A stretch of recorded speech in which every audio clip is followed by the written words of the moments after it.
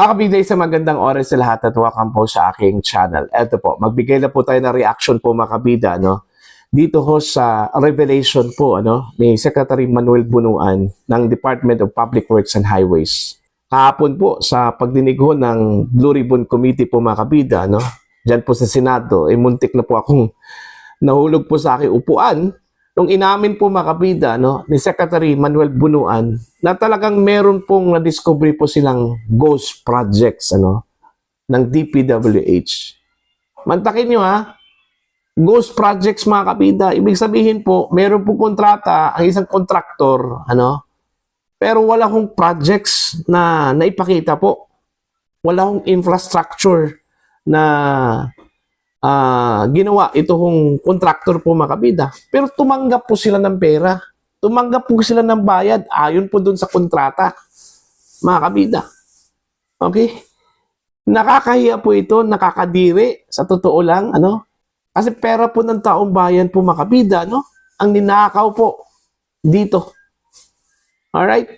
Ito pakinggan muna natin. Ito pong pagtatanong po ni Senator Jingo Estrada po kay Secretary Manuel Bunuan po ng DPWH. Narito po mga kabida. This is on the process of validation, Your Honor. But do you still believe that there are ghost projects there? Or there were ghost projects? In all candidness, Your Honor, I think so. You think so? Yes. Saan yan? Well, as I said, as I mentioned in my statement, there are district offices that we are trying to continue the validation of some of the projects, Your Honor. Let me just point out, Your Honor, that many of these projects, also many of the other projects that I have mentioned, some of these projects were also implemented in 2021, 2022. Sige. Kailan nyo pa nalaman na may mga ghost projects? Since you assumed office, Mr. Secretary? Or just lately? Just lately, Your Honor. And unfortunately, so ibig sabihin, when did you assume as Secretary? When President Marcos appointed you in Yes, Your 2022? Honor. Yes, all right. Your Honor. So you believe in 2022, 2023, 2024, walang ghost project? Well, Your Honor, at the central office, we are relying actually on our project monitoring information that comes to us actually, unless it's going to be validated actually and filled. So you said siguro merong mga ghost projects. Who informed you na merong mga ghost projects? Well, there are already informations that are coming up. Yes. Who in particular informed you that there are There are ghost people in the projects? department actually that are. And how do they know that na merong mga ghost projects? Well, there are people actually who can actually certify, Your Honor, and these are the projects that we are now intensively validating actually. Okay, Your Honor. my office received reports that there are ghost projects in the municipalities of Kalumpit, Malolos, and Hagonoy in the province of Bulacan. Can you confirm this? Yes, Your Honor. That's true. Well, this is information that we have received, Your Honor. And the contractor, allegedly, Wawaw Builders, correct? That's correct, Your Honor. And SYMS Construction. Am I correct? I don't recall that name, Your Honor. But Who is the owner of Wawaw Builders? Is he here? Is he present here? Senator Jinggoy was invited but walang reply as of now. May I know who is the legitimate owner of this construction company? Mark Alan Arevalo. Arevalo. All right. I think the committee already will issue a subpoena. Alright. So, sa akin palagay, itong mga ghost projects na nabulgar na ngayon, siguro inaayos na nila. Tama? Para hindi malata na ghost. And I don't think that they will have that capability anymore, Your Honor, because I think if these were ghost projects in the first place, they would not have the time actually to do anything at this point in time. The records will show that if there is no project at all that was implemented and payment has been made, then it's on. Tapos na, nasunog na yung pera natin. That's actually. All right. Magkano ang in-award dito sa Wawaw Builders? I don't have the figure right now, Mr. Chair, but I think it's predominantly. No. Meron mga figures dyan. Huwag niyo ako lulukoyin dito. Yeah. Labas niyo kung magkano yung in-award nito sa Wawaw Builders, mga ghost projects. We'll wait for it. Kadiri kayo. Mr. Chair, well, I've just been given the tabulation. Wawaw Builders, the number of projects, the total cost of the projects that have been implemented is 9 billion. 9 million or 9 billion? 9 billion all over the country, Mr. Chair. But let me just point out, in Bulacan alone, Wawaw Builders had 85 projects amounting to 5,971,811,000. In Bulacan alone. What about the three municipalities that I've mentioned? Kalumpit, Hagonoy, and Malolos. This is for Bulacan First Engineering District Office, Your Honor. Ito bang, I'm not familiar, no? Ito bang Kalumpit, Malolo, Sagunoy falls under the first Yes, Your Bulacan Honor. district? Ha? Yes. Alright. Yes, Your Honor. So magkano? Yung sa Wawaw? 5,971,811,600. In Bulacan alone? In Bulacan First Engineering District, Your Honor. So yung 5 billion na in-award sa Wawaw Builders para sa province Bulacan First are Engineering. all ghost projects, correct? Hindi Secretary, naman, Your Honor. for the record, the total is 9 billion. That is nationwide. Nationwide, Nationwide. Your Honor. Pero 5 lahat yun, billion ghost na- projects. Your Honor. So, Ghost projects lahat. No po. Hindi po. So ang ghost project lang na sinasabi mo, sa Bulacan lang. There seems to be some ghost projects actually as reported, Your Honor. Are you investigating this right Yes, now? Your Honor. We're investigating it. What is the status of your investigation? They will be coming up with their financial and physical report in 1 week's time, Your Honor, to my office. Ayun, umami na. Meron talagang ghost projects po mga kabida, pero hindi pa po niya tukoy kung magkano yung halaga po mga kabida kasi under validation pa raw. Okay, sabi po ni Secretary Bunuan no? Under investigation pa po. Tinukoy po nila ito pong Wawa Builders po na meron pong kontrata na nakuha po mga kabida, umabot po ng 9 billion pesos mahigit po.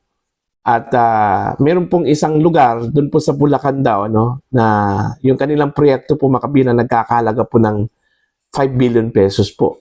Although hindi pa po tukoy kung magkano yung halaga po ng proyekto na sinasabi ho nilang ghost projects po makabida. Kasi gaya ng sinabi ko po kanina, under validation pa po, under investigation pa po ng DPWH. Okay? Now, ang tanong po dito, bakit nangyayari po to? Bakit hinayaan po ng DPWH na mangyayari po ito mga kabida? Kung hindi po nagkaroon po ng controversy patungkol ho sa flood control projects po mga kabida, hindi po madidiskubre ito hong mga ghost projects. Diba? Kung hindi po pumutok po itong isyong meron pong mga palpak na flood control projects po ng DPWH po mga kabida, hindi po natin malalaman na meron palang mga ganito pong kalakaran. Okay? Na may mga contractors na kumuha po ng kontrata, mga kabida, sa DPWH na wala man lang maipakitang proyekto. Okay? Bakit hinayaan po ito ng ilang mga opisyal po ng DPWH? Isa lang ang ibig sabihin po dyan, mga kabida, nagkaroon po ng kontrabahan, po. Alright? Nagkaroon talaga ng kontrabahan, sa pagitan ho ng kontraktor at itong ilang mga opisyal po ng DPWH, mga kabida. Nagsayang lang po tayo ng pera Pera po ng taong bayan yun. Parang nagsunog lang po tayo ng pera po dito, Okay lang sana yun mga kabida kung pera na pinag-usapan po natin dito ay thousands lang po, kahit na thousands hindi po maganda po yun. Kasi hindi po pera po ng mga opisyal po ng gobyerno yun. Kundi pera po ng taong bayan yun, mga kabida, Pero pinag-usapan po natin dito, millions at billions of pesos po. Bakit hinayaan po nila ito?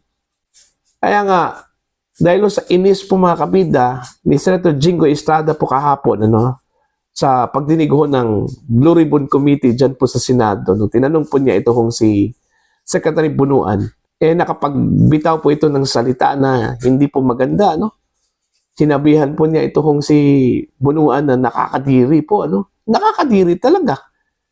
Kasi bakit po hinayaan po ito? Although sinabi po ni Secretary Bunuan po makabida na na-discover na lang po niya ito nung umupo po siya dito, bilang Secretary of Department of Public Works and Highways, po. Okay?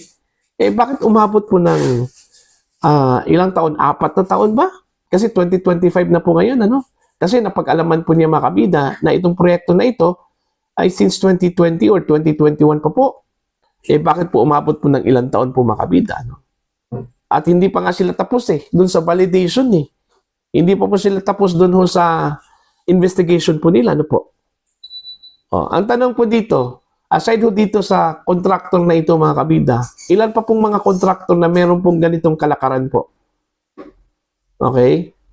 Ilan po mga contractors po mga kabida sa buong Pilipinas ang nagkaroon po ng ghost projects? Itong ginawa talaga ng Blue Ribbon Committee, ano? Unti-unting lalabas yung mga kabulastugan po mga kabida ng mga contractors at ilang mga opisyal po ng DPWH. Okay? Ako, sa tingin ko po mga kabida, every hearing po ng Blue Ribbon, very exciting po ito. Nakaka-excite kasi yun nga yung first na pagdinig po mga kabida, may bombshell na po, ano? How much more doon ho sa susunod pang mga pagdinig po, ano, mga kabida. I'm sure, ano, na marami hong madidiscover mga kabida, ito hong Blue Ribbon Committee dito, ano po. Aabangan po natin yan mga kabida sa susunod po, ano, ng mga pagdinig po. Ito ngang inimbita po nilang mga contractors. Out of 15 contractors mga kabida, no, na nasa listahan po ni Pangulong Ferdinand Bongbong Marcos, 7 lang po yung sumipot po kahapon. Okay? While ito hong 8 ay hindi. At dito ho sa 8 pong mga kabida, marami po dito yung mga malalaking construction firm. Okay? At isa na po dito, ito hong Alpha and Omega Development Corporation ba yun? Ang tawag po doon? Yung pagmamayari ho ng mga diskaya po mga kabida.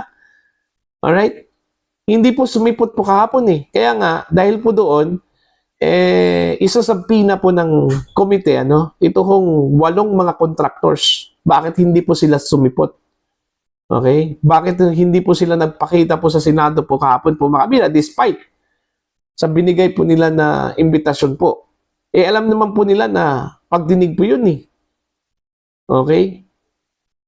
Kahit man lang representatives po nila ay hindi po sila nagpadala po mga kabida, ano po. Meron ba silang itinago? Kung bakit po hindi po sila sumipot, ano po. Alright? So ito, magandang panimula po ito, ano? Unti-unti na pong lalabas ito kung mga baho po mga kabida, no, ng DPWH po. Kaya tama lang po yung sinabi po ni Senator Jingo Estrada po mga kabida, nakakahiya talaga, nakakadiri. Okay, ito kung kalakaran dyan sa DPWH po. Alam nyo, parang ano na po yun eh. Parang immune na ata yung ilang pong mga tao dyan sa loob po ng DPWH. Ano? In fairness naman po dun sa iba, kasi may mga matitinong empleyado at saka opisyal dyan, ano, sa DPWH. Pero dito ho sa mga wala hong kaluluwa po mga kabida ng mga opisyal at empleyado po ng DPWH na umabuso po ano sa pera po ng taong bayan, nakakahiya po kayo. Okay? Sana kabilang kayo doon ho sa sinabi po ni Senator JB Ejercito po mga kabida na pupunta doon ho sa isang special place po sa impyerno. Okay? Mapupunta talaga kayo sa impyerno, ano? Yung mga ginagawa po ninyong mga kabulastugan. Kumbaga, you're abusing the people's money, ano? Mantakin nyo, ha? Mag-a-award po ang DPWH po ng billions of pesos po na proyekto, tapos wala kang makitang proyekto dyan. Anong tawag po dyan? Ha? Naglulukuhan po tayo dito? Okay? Sino yung niloloko po ninyo? Hindi yung sarili po ninyo eh. Yung taong bayan mismo. Niloloko po ninyo ang taong bayan, mga kabida. Sana po, ito po yung simula po mga kabida na magkaroon po ng paglilinis po, ano, o cleansing dyan po sa DPWH. Kung ako lang po yung masunod po mga kabida, no, kung dapat gawin po dyan kung sa computer po yan, i-reformat po natin yan Total overhaul, mga kabida. Kasi hindi na po natin malalaman dyan kung sino yung corrupt o kung sino yung hindi, ano. Sa hanay po ng mga empleyado, ano.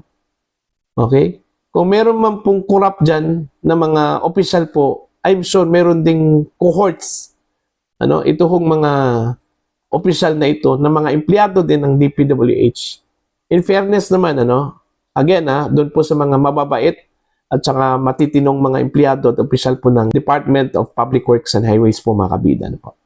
So yun lang po mga kabida, ano po. Para po sa inyo, ano po ang inyong opinion at pananaw po dito, please comment down. Sa mga hindi pa po subscriber sa akin channel, please subscribe. Just click the subscribe button, click the notification bell, click all para updated po kayong makabida sa aking mga uploads. Maraming salamat po sa inyo lahat.